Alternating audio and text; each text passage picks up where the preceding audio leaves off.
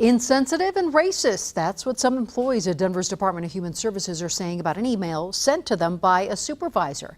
And now Call 7 investigator John Ferrugia is taking their concerns to the head of Human Resources to respond.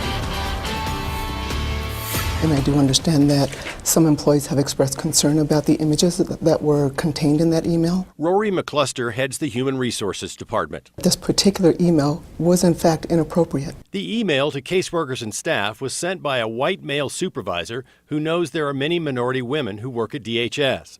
The email refers to a simple technical problem, letting staff know that after filling out a particular form, they must first close it and then go through an additional process to completely close the case. The image speaks for itself. It can be seen as very derogatory and very demeaning. Paula Greisen is one of the top employment plaintiffs' lawyers in Colorado. It's racial stereotyping. This was a white male. Does that make a difference? It certainly does.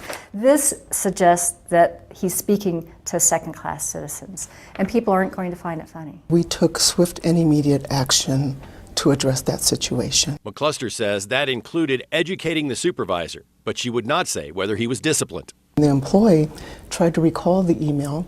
The employee also sent out an apology regarding the content of the email and invited employees to come and have a dialogue if they were in fact offended by this. Simply letting the manager go around to people who raise their hand and say they're offended is not a sufficient response to something this serious. Well, and who's going to do that? Well, exactly. People aren't going to do it because then it sets up I told on my manager. It sets up an even worse scenario. We have addressed this particular situation and I consider it to be a closed matter. But for some DHS staff, the issue is far from closed, as they say it represents an uncomfortable workplace where in the past several months, several caseworkers and some supervisors have been walked out of the building, put on involuntary leave for various unknown infractions.